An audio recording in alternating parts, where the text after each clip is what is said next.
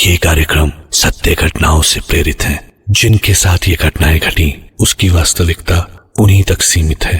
भूत प्रेतों और असामान्य विषयों के होने पर चैनल कोई दावा नहीं करता और ना ही प्रोत्साहन करता है।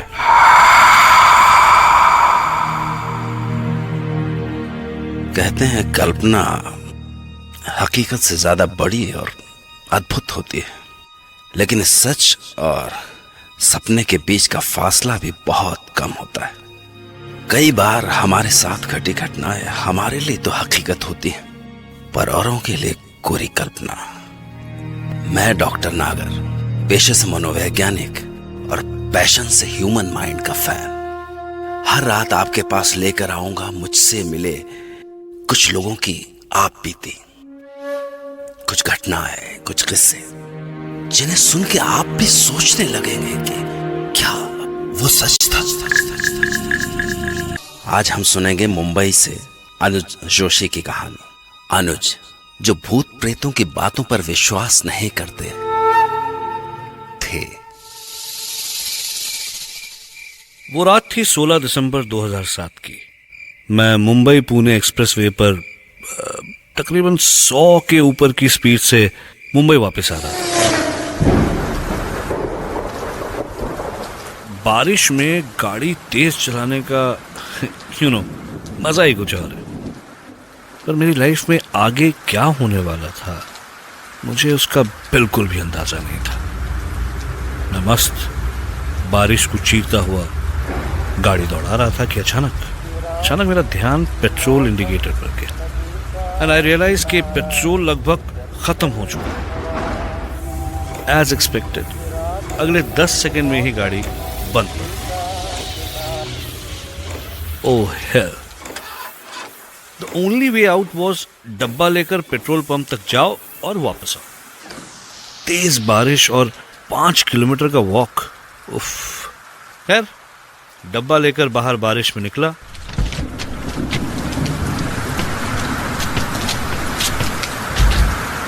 भगवान का नाम लिया और चल पड़ा। तब लगा जैसे भगवान ने मेरी सुन ली, क्योंकि 10 कदम ही चला था कि देखा कि पीछे से एक गाड़ी चली गई। मैंने लिफ्ट मांगी और गाड़ी रुक दी। मैंने कांच पर नॉक किया होपिंग कि मुझे लिफ्ट मिल जाए, लेकिन जब कांच नीचे हुआ तो पता नहीं क्यों एक अजीब सा डर लगा।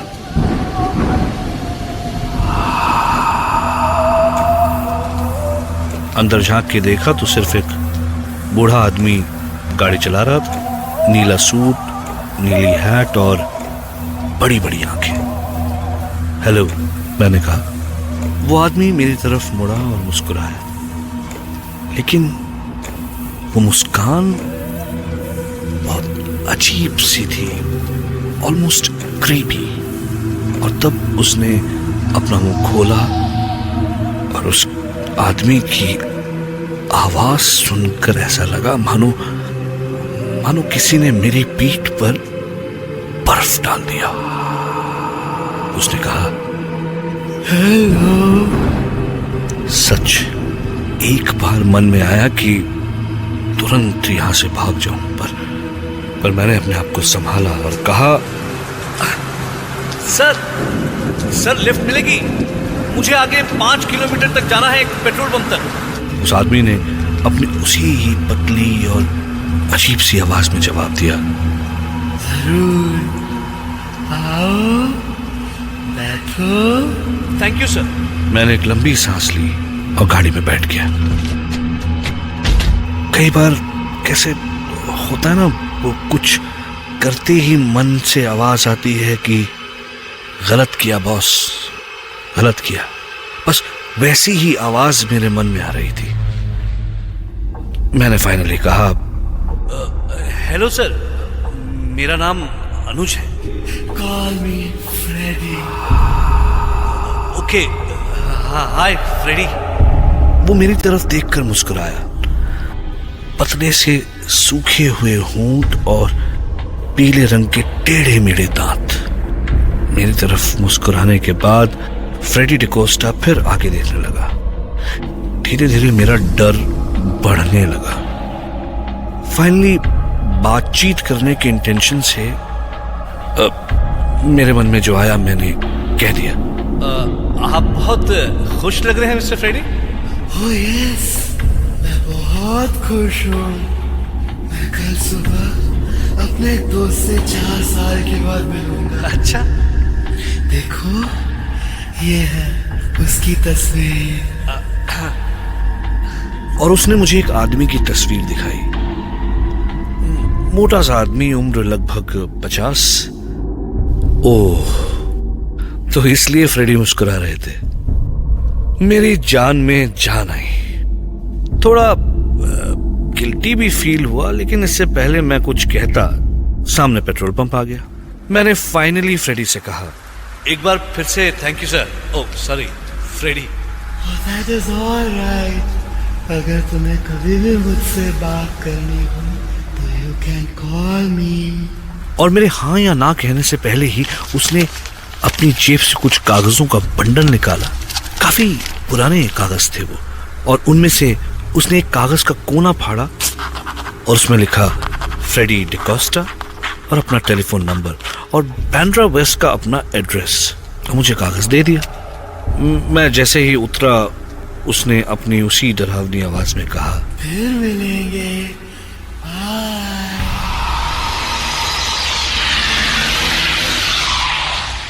और तुरंत कार निकल गई। मैं उसके तुरंत बाद अपने कपड़ों को बचाते हुए पेट्रोल पंप में घुसा। वहां खड़े पेट्रोल अटेंडेंट ने मुझे देखकर पूछा, क्या साहब, आपकी गाड़ी बंद पड़ गई है क्या? हाँ यार, तो अच्छा हुआ कि लिफ्ट मिल गई। लिफ्ट? काय का लिफ्ट साहब? आप कितने दूर से चलते आ रहे? सही मायने में मुझे अब डर लग रहा था। भाई मैं पेट्रोल पंप के सामने एक गाड़ी से उतरता हूं और पेट्रोल पंप के अटेंडेंट को दिखाई नहीं देता। ये बात बहुत अजीब थी। मैं जैसे तैसे अपनी गाड़ी तक पहुंचा और गाड़ी चलाते हुए फाइनली घर आ गया। अगले दिन सुबह उठकर ऐसे लगा मानो कि सब कुछ सपना था। लेकिन मॉर्निंग न्यूज में कुछ देखा तो सब कुछ याद आ गया। एक प्लेन क्रैश की न्यूज टीवी पर आ रही थी। मरने वालों की फोटोग्राफ्स दिखाई जा रही थी और उसमें से एक मरने वाली की तस्वीर थी। मैं तुरंत पहचान गया उसे। मुझे बहुत बुरा लगा। अरे ये आदमी तो वही है जिससे फ्रेडी डिकोस्टा 4 साल बाद मिलने वाला था। मैंने तुरंत वो कागज ढूंढा और उस नंबर पर कॉल किया। एक औरत ने फोन उठाया और मैंने कहा कि फ्रेडी डिकोस्टा से बात कर सकता हूँ। तो उस औरत ने गुस्से में कहा, What nonsense? क्या मजाक है ये? और फोन रख दिया। मुझे बड़ा अजीब लगा। मैंने फिर से कॉल लगाया। हेलो, अपनी मालकिन या मालिक को फोन दीजिए। और ये कोई बात करने का तरीका है? सामने से औरत ने मुझसे भी ज्यादा गुस्से में कहा, Do you know? आप मेरे हस्बैंड फ्रेडी डिकोस्टा के बारे में बात कर रहे हैं, जिन्हें मरे 4 साल हो चुके हैं। मुझे अचानक ऐसे लगा जैसे मैं अपनी सीट के अंदर ही धंसता जा रहा हूं। कुछ समझ नहीं आया। गला सूख गया। कल रात जो मुझे मिला, कहीं वो फ्रेडी का। अब सिर्फ एक ही चारा बाकी था कि मैं उसकी बीवी से जाकर मिलूं।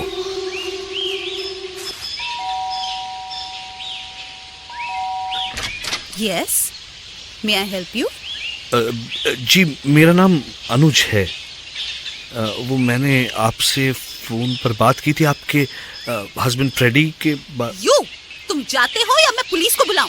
नहीं, मेरी बात सुनिए प्लीज। मेरा विश्वास कीजिए, मैं कल रात को उनसे मिला था और मेरी उनसे बात हुई थी। I'll call पुलिस अगर तुम इधर से नहीं गया तो। प्लीज मैडम बात सुनिए। वो उनका कट कुछ 6 फुट का था। वो पतले से बड़ी बड़ी आंखें और उन्होंने वो ब्लू सूट पहना था, ब्लू हैट भी। औरत तुरंत रुक गई, दरवाजा खोला और मुझे देखती रह गई और थोड़ी देर बाद बोली, मैंने दफनाते हुए यही कपड़े पहनाए थे उन्हें। तब उन्होंने मुझे बताया कि 4 साल पहले आज ही के दिन फ्रेडी डिकोस्टा ने खुदकुशी कर ली थी। यानी आज उन्हें मरे हुए 4 साल हो चुके थे। पहले रोज सुबह उठकर मेरे को आई लव यू बोला करता था, लेकिन एक दिन सुबह आई लव यू के बदले उनके मरने की खबर मिली। 4 साल से तड़प रही हूं कि मेरा फ्रेडी फिर मेरे को आई लव यू बोलेगा। I was shocked. ये सब क्या हो रहा है? उनकी वाइफ मुझे उनकी कब्र तक ले गई। मुझे बहुत अजीब और बहुत ज्यादा डर लग रहा था।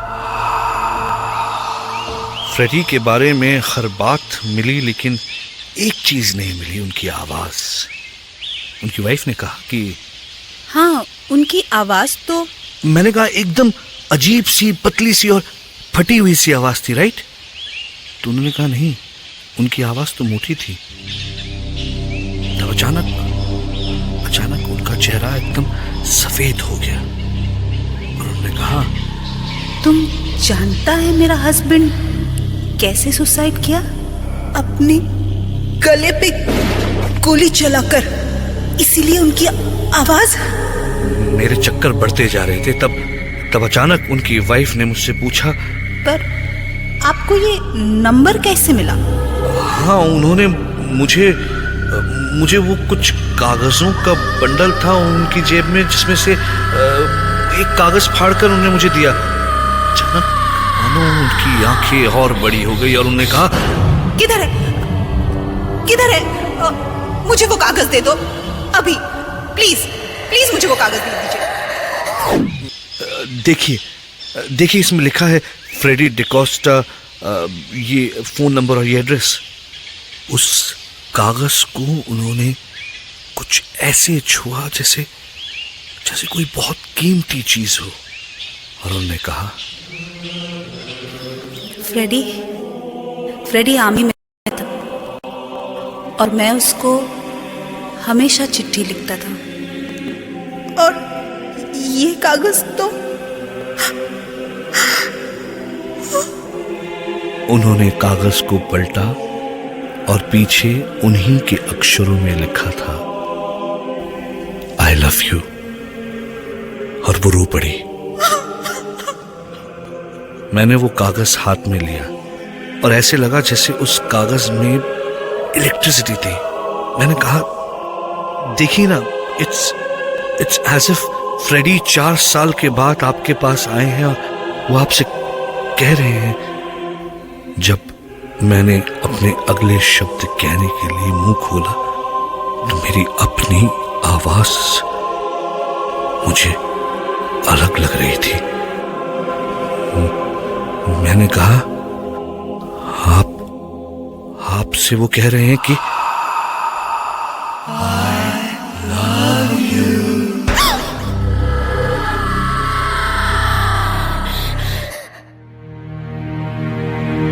हमारी चेतना पर किसी का जोर नहीं है। सपनों को तो आप बुलाते नहीं हैं, लेकिन वो फिर भी आते।